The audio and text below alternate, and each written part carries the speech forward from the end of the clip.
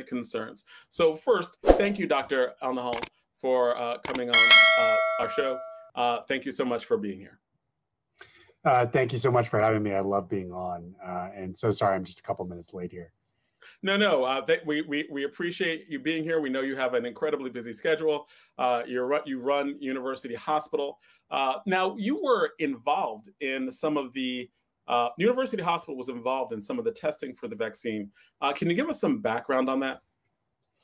Happy to. And again, I think this is such an important program. You always bring key issues to the table for the community, and it's a pleasure to be on. So yes, we were involved in one of the clinical trials for the Moderna vaccine. We were one of about 88 sites across the entire country that was enrolling folks in the clinical trial. The Moderna vaccine ended up being approved under the emergency use authorization, and tens of millions of people in this country and many more across the world have received it. It is a very effective vaccine. It is 95% effective at preventing COVID-19. It reduces your risk by 95% of getting that disease. This is not a number that we normally see with vaccines that a lot of people are comfortable taking, flu vaccine or otherwise. And so we were part of the story in helping to prove that. In fact, I was a clinical trial participant myself. Other members of my team were. Dr. Chris Purnell was one of them. Her personal story is so meaningful. She's been very public about this, having lost her father to COVID-19. And, she felt as a public health expert herself that she should be part of the solution and enroll in the trial. And so we really tried to put our money where our mouths were on this and actually enroll and put ourselves in the line. But so many others in the community did as well. It wasn't just folks on campus. Just to be clear with what you said, right? You not only took the vaccine like other people after it was approved, you were part of the actual clinical trials. Like, you took the vaccine before everyone else took the vaccine. Yes, I was enrolled in the trial that tested the Moderna vaccine. And so, it spoke to my confidence even in the data before the big trial that enrolled tens of thousands of people across the country. But there were smaller trials done before that seemed to be really encouraging, most notably on safety. I wasn't sure whether it would be effective, but that's different from taking something that's unsafe. And so I was really looking for the side effect data, but not just side effects, because side effects by definition are short term, maybe a day or two long, include potentially just fatigue, low-grade fever is often the worst thing people experience, pain at the injection site. These are things that you deal with for a day or two and they're gone. But what I was really looking for is whether there were severe adverse events and any indication of that, including severe allergic reactions. And the data, even up to that point, didn't show that it was very safe. But you needed to test it in many, many more people. And a lot of folks in this community enrolled in that trial. And, we followed all the ethical practices of clinical trials. Actually, it was Rutgers, New Jersey Medical School who conducted the trial. We hosted it at the hospital. But it was a team effort, and ultimately it proved to be a very safe and effective vaccine. And a lot of New Yorkers and folks in Essex County contributed to that science. Now, much, much later, we have 3 very effective vaccines available to folks, and they have similar safety and efficacy profiles. Johnson & Johnson is about overall 66% effective in terms of reducing your risk, which is a little bit less effective. It's 1 dose, but it is very, very effective at preventing hospitalization and death, which are the most important things. It's near 100% effective at preventing hospitalization and death. So, a lot of folks are looking at the Yankees, and, you had 9 players on the Yankees. I don't really care for the Yankees, but a lot of people do. And they 9 people got COVID-19 despite getting vaccinated, but none of them got sick. Only 1 person had very mild symptoms. So even if you do get COVID, it is likely to be a much more mild case. And that's something we always try to emphasize with vaccination. And just to have that point, right? Like, one of the things that people have said, and I've seen this online, they've said, if you get the vaccine, you could still get it. And many of them were like, but you could still get it. So I think the vaccine's not effective if you can get the vaccine and still get the disease. So that's been huge, that they say the vaccine doesn't work because people have gotten the vaccine and still gotten the disease. Yeah, I will tell you, yes, it is possible for you to get the disease after being vaccinated, but it's extremely unlikely.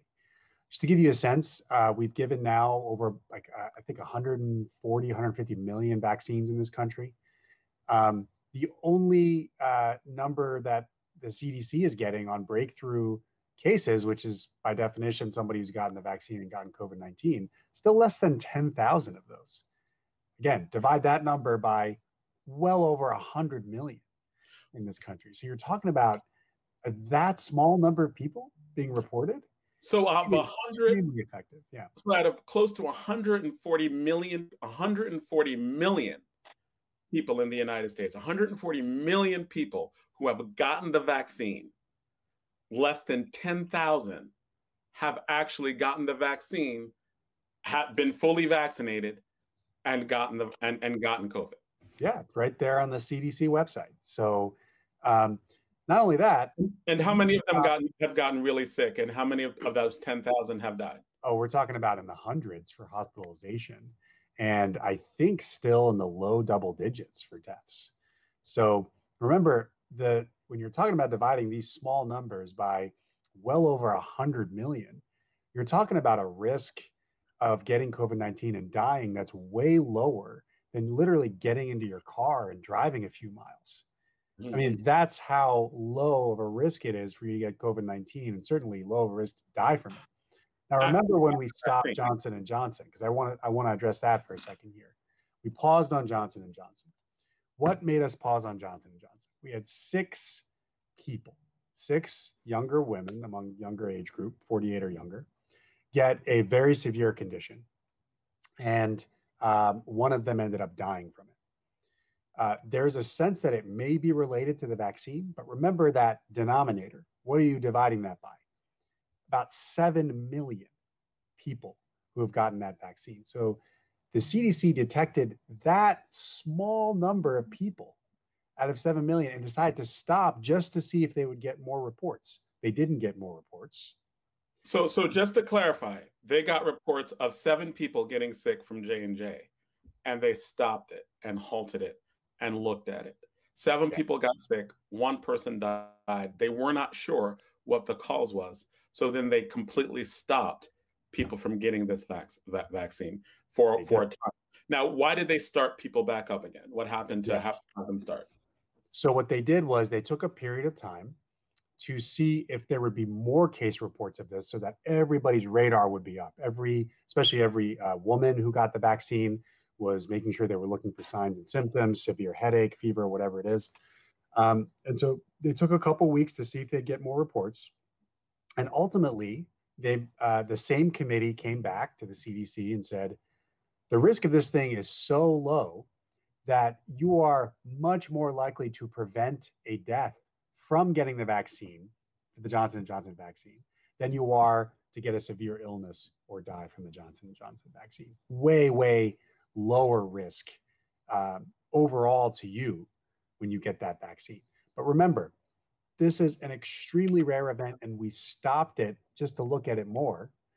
Moderna and Pfizer have had no clusters of severe adverse events like that against, again, tens of millions of people who've gotten this vaccine. I can't think of a safer thing than that we do in medicine. I mean, you have a higher risk of taking, you can die from Tylenol. People die from Tylenol toxicity at higher rates than they're getting severe illness from these vaccines. And nobody's afraid of Tylenol, right? So I just want to put the numbers into context. Yeah. And I was saying before you got on, like I have a wonderful friend who who smokes, drinks blue alcohol that I'm not sure who makes it, and was like, but no, the vaccine, that's potentially bad. And I'm just like, all the things that we just naturally eat, that like you're more likely to die from McDonald's at this point, right? Like if they've done stories about like how bad it is for you, right? Like in terms of the getting this vaccine. Ed, I know you have questions. Ed Riley, can you hear me? By the way, yeah, can you hear me? Yes, I can hear you. Let me put my plugs on. Okay, yeah, I Oh, think you that. can hear me? Yeah, I think How's it Dr. going, Elnahal, Dr. I think Elnahal? it's my system that's lagging a little bit. I'm also seeing a lag. Okay, and you're seeing a lag with Ed Riley? Yeah. Okay. So Ed, I think you're just lagging just a little bit on your connection. So if you can get closer to your connection, that might help. Okay. Okay. But with that, right? Like, and you're talking about the safety of this. Another one will be another question that I've commonly gotten is that the time frame of the testing has been too short. They started testing last year, and they know about everything that could happen within a year, but they don't know about what could happen next year or the long-term effects of the vaccine. What is an answer for that? Like the joke is that like the running conspiracy theory is that in the Will Smith movie I Am Legend, they got rid of a really huge disease, a worldwide pandemic, but when they got the vaccine for the worldwide pandemic, there were zombies, right? So it's been a running like trope that you might solve it now, but maybe a year from now, we're going to have the zombie apocalypse, or there are going to be some other like things that happen that will be controlled or something along those lines. Like how would you address those? Like, because 100 million, over 140 million people just in the United States is huge. Yeah. How do you address when people are talking about, well, what about the long-term effects of this like thing that could happen? So I used to love that movie, and now I really hate that movie because all I hear is that scenario when people are hesitant about the vaccine. Look, I think, in all seriousness, um, we, you're right. We've only had about a year's worth of information about what this vaccine and these vaccines, I should say, have done in humans, right? And so, about almost 6 months for the general population, but then we have about another 6 months with clinical trials, right? And so we can say all in all, we have a year. Is it possible that there would be some long-term effect that we didn't anticipate with this vaccine? Sure, anything is possible.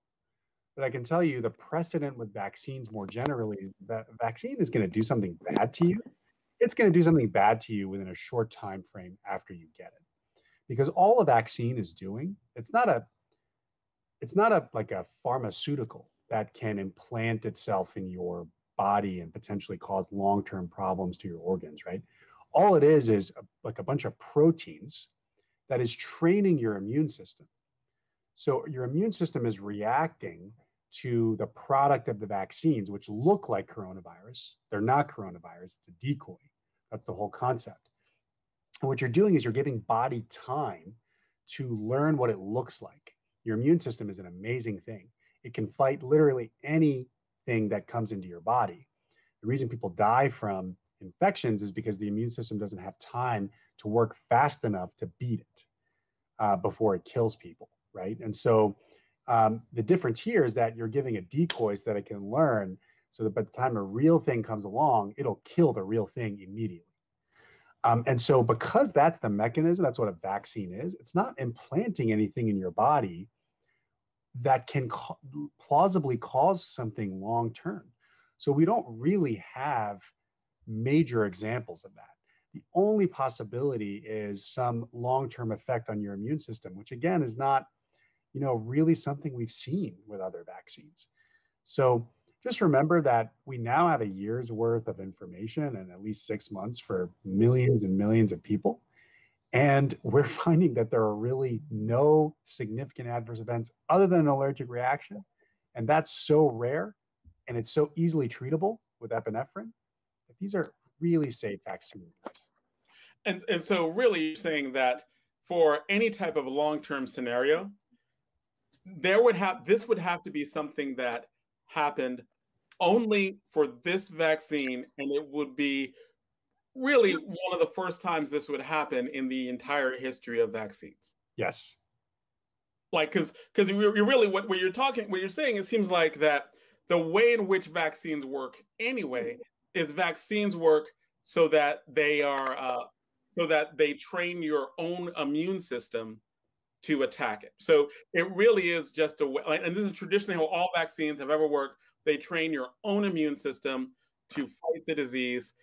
That in and of itself means that there's not something that's there except for your own immune system, right? Like your own immune system that's fighting it.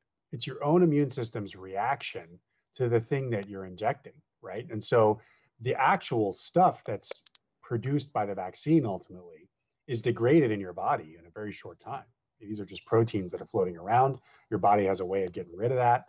But before it gets rid of that stuff, your immune system is learning what it looks like, right? So it's not a foreign chemical or a synthetic chemical that's going to implant in your liver or your heart or, cause something that you may not notice for another 3, 5, 10 years. And we do have medications that do that.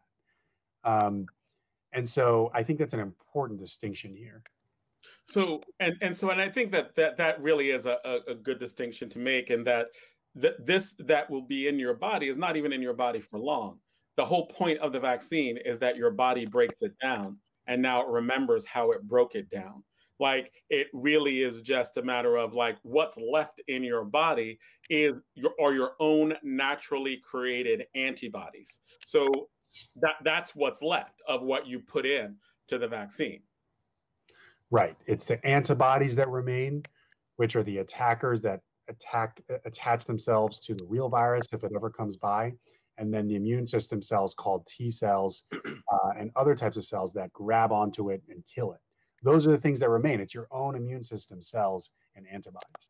Right, because the antibodies are yours, right? Exactly. Like the your body makes those other proteins are yours. That's not that vaccine coursing through. On that same level, they talk about how Moderna and for Pfizer that it's a new vaccine technology. And this new vaccine technology is what's really untested.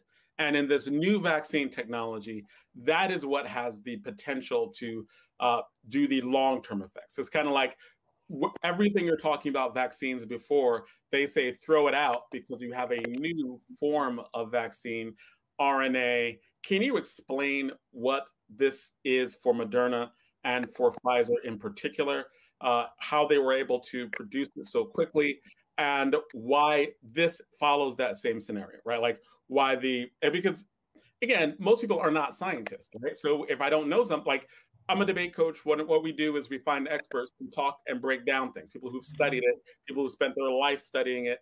And so that's why we came to you, right? So what is there with this? Like, they talk about RNA, they talk about how it's different from other vaccines, and they're like, hey, beware danger.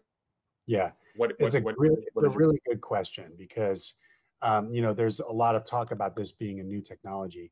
It's new from the standpoint of it ultimately leading to a vaccine that we're using in the general public, but it's not new in the sense that we just developed it. In fact, it's technology we've been working on for a couple decades, manipulating, at least for the mRNA technology, which is Pfizer and Moderna.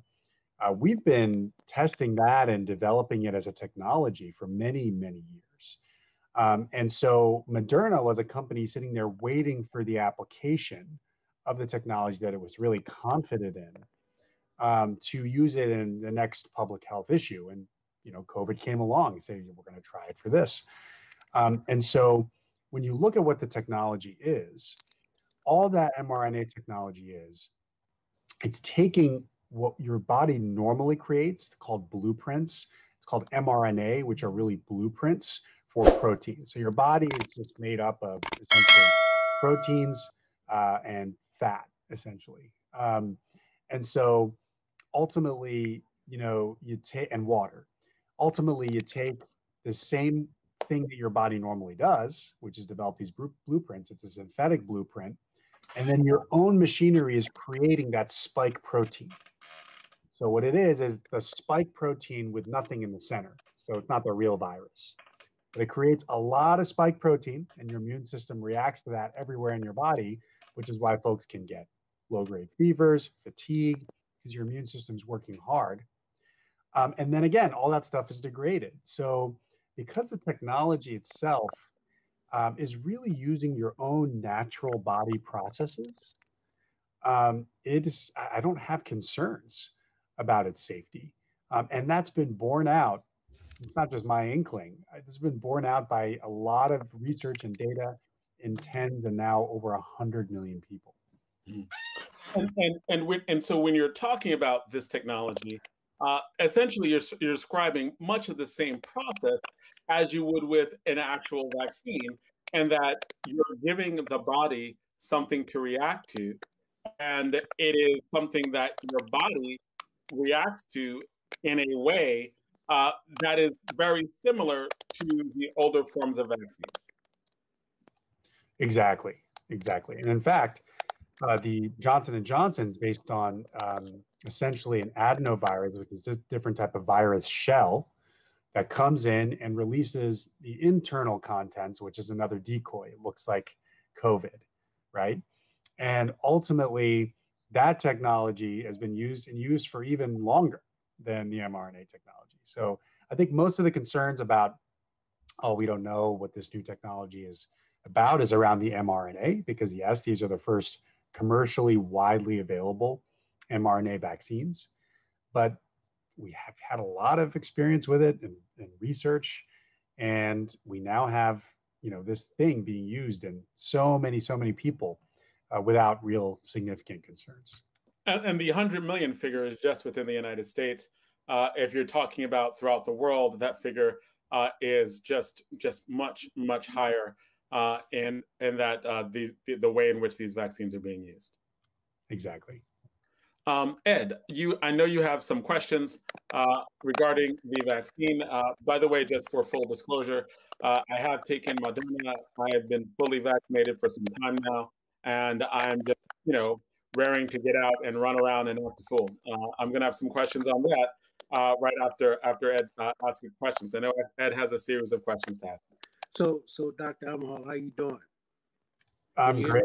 Good to see you. Good to see you. So obviously, at this particular point, you know that there's still a lot of hesitancy because the rush to get vaccinated, as you know, has slowed down. And what I'm hearing from a lot of different folks is that, if all these folks have been vaccinated already, then why is it necessary for all these folks who don't want to get vaccinated? Because they're saying that those folks are going to be safe. I'm not worried about getting sick because, for the most part, I'm a healthy person. So is there something to worry about even if you're healthy? Yeah, it's a great question. And I'll first start by saying, as human beings, we tend to underweight the risk of inaction, right? And we tend to overemphasize the risk of taking an action, especially if that action is taking a new drug or vaccine, right? The risk of inaction is getting COVID-19, severe illness, or even dying from it. And that risk is still real. We still have admissions for COVID-19 every day in this hospital. I know the numbers are way down, but the only reason the numbers are way down is because people are getting vaccinated. Our elderly in the city of Newark and, of course, across the state have been vaccinated at much higher rates than younger people. And those are the folks who are more likely to get admitted. But it's not exclusive to older people. We are still getting admissions, which means we're talking about people in their 30s, 40s, and 50s who are still getting admitted to the hospital and in some cases dying from this disease. Your risk of getting that is way higher, and dying and getting severe disease is way higher by just not getting the vaccine and living your life, because this thing is still out there, than any risk associated with these vaccines. So please try to think of this question about the risks of not taking the vaccine, because a lot of people don't really think about that. And it's one tool that has allowed us to convey the importance of doing it and get people to ultimately take it. Does that risk become even greater?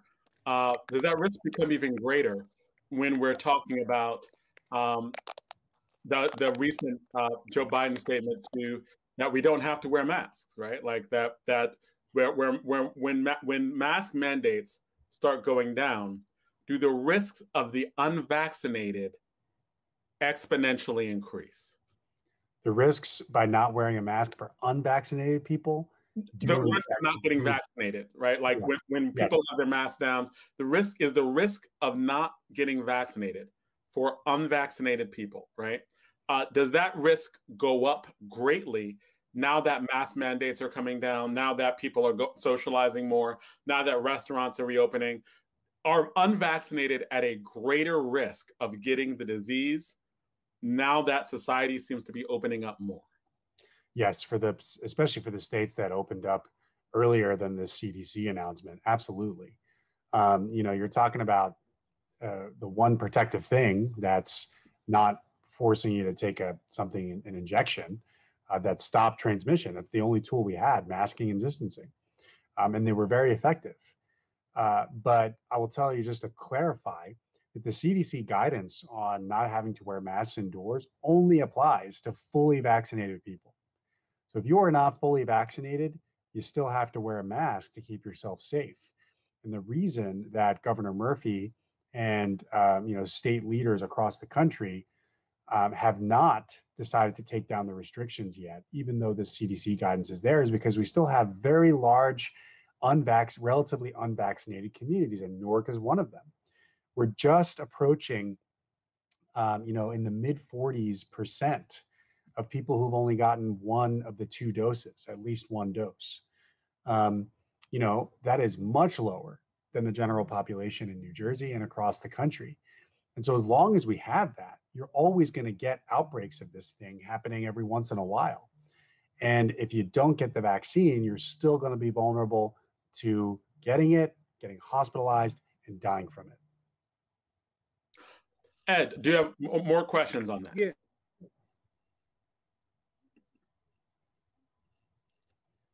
I think you're on mute. Ed, Why are they not coming back? Ed, he didn't hear the beginning of your last question, so talk to me. No, I'm your question.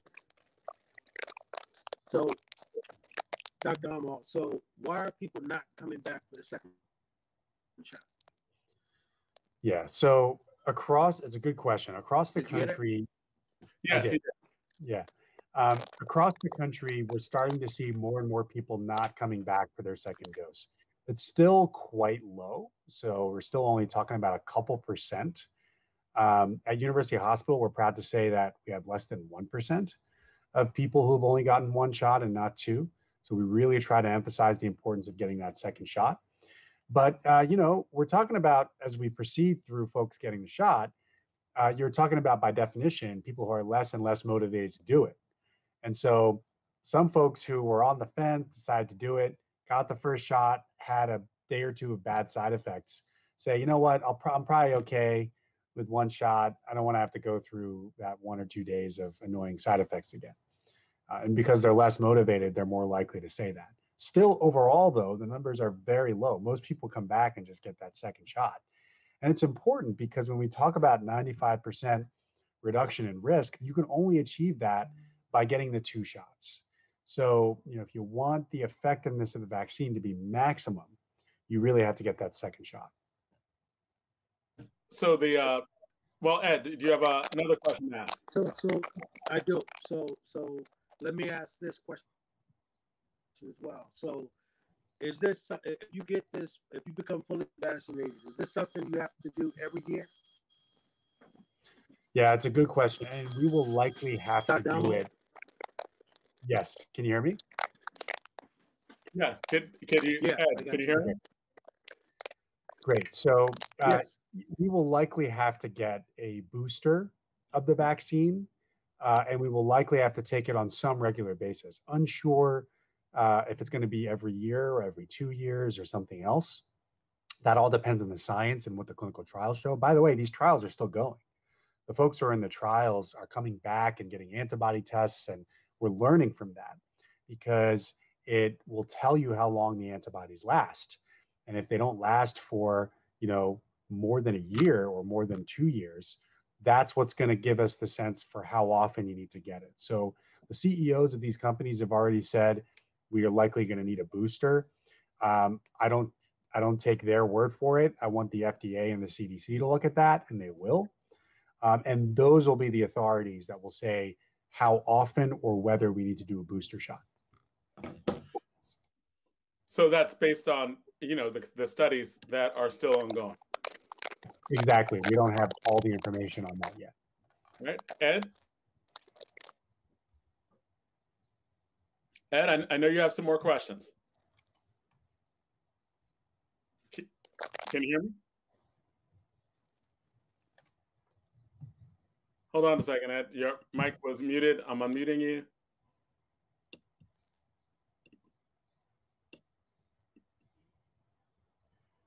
So I think you froze up some. All right, so Ed, can you hear me? Yeah, so I can hear you. Can you hear me? Yes. You're a little staticky, but I can hear you. Well, what's your question? Yes. This is the thing we often do with learning in school too. No, I said this is what we do with learning in school too, because there's always staticky, there's always some tech glitch going through that we're always catching up on. But your question, Ed, is what is your question? So Dr. Elnahal, one of the concerns I have, I haven't been vaccinated as of yet, right? And so my friend John Austin, who has started to badger me, right, about not being vaccinated. Do you think that those folks who are vaccinated are going to start pressuring folks who aren't vaccinated around the country? Well, I think there's a difference between having conversations like this, where we're trying to communicate the facts and doing it respectfully and humbly, and hearing people out. I think everybody should be doing that. For folks who particularly believe in the vaccine, I think the strong case is there. But that's different from, making people feel targeted or, alienated and certainly coerced into doing it. We don't want to do that. And I'm not in favor of mandates. People should be comfortable getting this vaccine.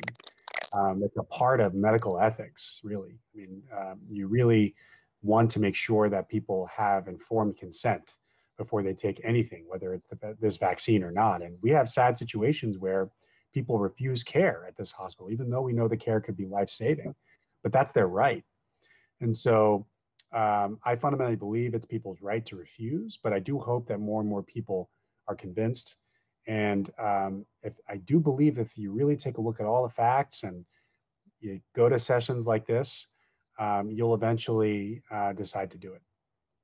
And for the record, I'm probably going to continue to badger my friend because, we have not hung out, right? We've not hung out in over a year, right?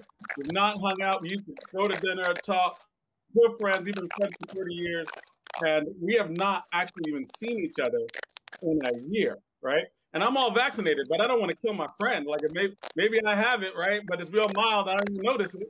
And my friend has no antibodies. There's nothing, right? And I'm just, hey, man, give him a hug. And all of a sudden, my best friend of 30 years is gone in 2 weeks. So I'm just going to continue to be like, hey, just the real talk. Part of the reason why we had you on this week was to help answer questions from Ed Riley, because he's highly educated, looks at these things, and has some questions. And I figured that you are the best person who could answer some of these questions, right? You are actually one of the most, for our listeners who don't know, you are one of the most acclaimed doctors in the country. You're on Joe Biden's transition team. You are someone who is president and CEO of a hospital. You're like not even 40 yet, right? So you come through some of the best institutions in the United States on medicine, right? Like, you believed in this so much, you put your own body on the line, right? Like, you're like, I'm going to take it myself. So You are highly trained and educated in this. You are noted throughout the country and probably throughout the world in the work that you have done already. And you have put your own body on the line before the drug was allowed to be taken by anyone else. So I figured you coming on and talking about this would be very good with my friend Ed. We are running out of time, or actually we are actually over time right now. So Ed, do you have any questions to ask the good doctor? We know he has young children. We know that he has like very busy life, we know, but we both want to get your questions in. So Mr. Riley. All right, Ed, I'm unmuting you again. Yes, got it. So, any last questions, Ed? Yeah. So Dr. Elnahal, I'm afraid to go to. Can you hear me? Okay, so you're not coming through, but I think you're talking about being afraid to go to the gym. Because Ed loves the gym. He's very healthy, works out a lot. There you go. And now, Ed, are you talking about going to the gym? If you just not, if I'm getting your question right. So Dr. Elnahal. Right. So my question about going to the gym. So Dr. Elnahal. So since I'm not vaccinated, how safe would you say it is to go to the gym without being fully vaccinated? You know, gyms are dicey, Mr. Riley. I mean, you got a situation where people are, and look, there's mask mandates, so that's very helpful. But it's a place where your sweat is on these machines, and I don't know what you do at the gym, but you know, especially if you're taking a shower and like spewing aerosols in the air, somebody coughs. The gym worries me a little bit more than other stuff. But when I got fully vaccinated, I started going to the gym again because the risk is so much lower. And it's not zero, but I feel comfortable enough to do things like that again. And you had the CDC saying pretty much everything you were doing before the pandemic, including travel, including doing things like going to the gym. If you're fully vaccinated, you can do it again. Safe.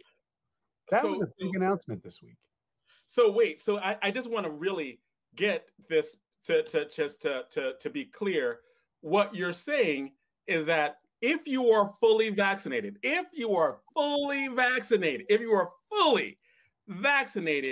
you can go back to the gym in relative safety. But if you're not vaccinated, you might as well like be playing Russian roulette, right? Like, because of all the germs that are in a gym.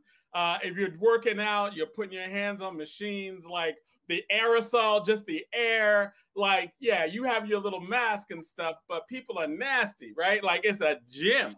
Gyms breed germs normally, right? Like before COVID, gyms were nasty, dirty places.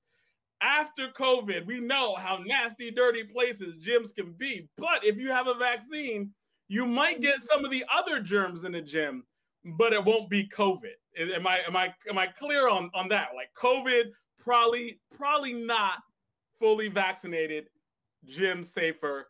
If you were, say, a former Olympic level boxer, which Ed Riley was, he was past history. He was actually Olympic level boxer. He would have gone to the Olympics in '80 had we not boycotted. Was a, like, you know, people don't know that, but I throw that out there. So when I talk about working out, that's true and dear to his heart. The man does road work. He likes working out in the gym. Like, that is near and dear to his heart. And so, yes, Ed Riley, did that answer your question?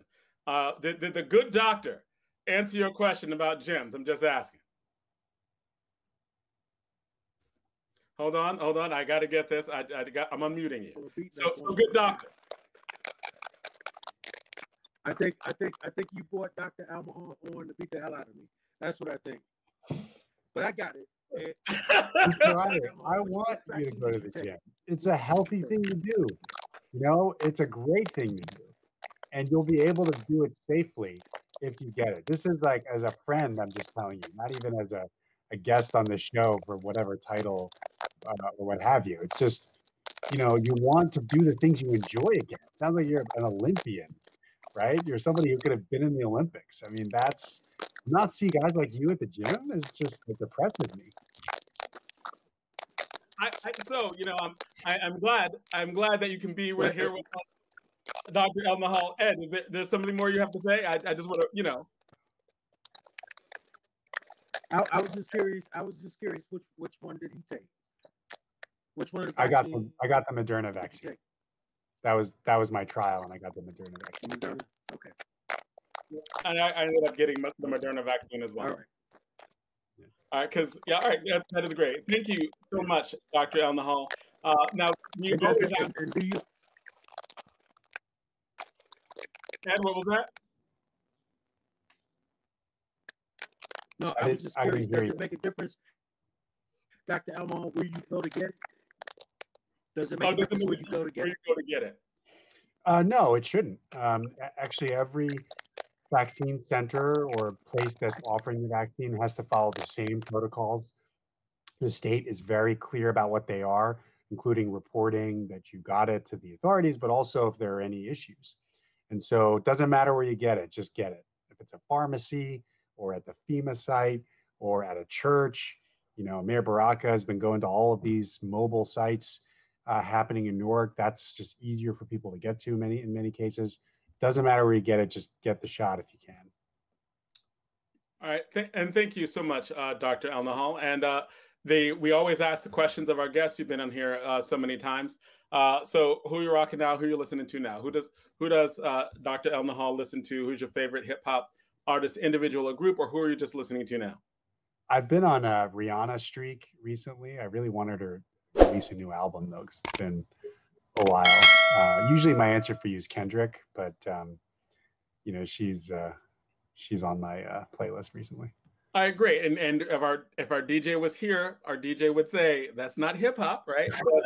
But it's good. We're not going to give you a hard time about that, about this particular answer. But thank you so much, man. I appreciate you being on. I appreciate you being on all the times you're on. Like, you were on since the beginning of COVID. You've come back to give us this information, so we very much appreciate you. We're going to let you go because we appreciate your time. You were already over for us. So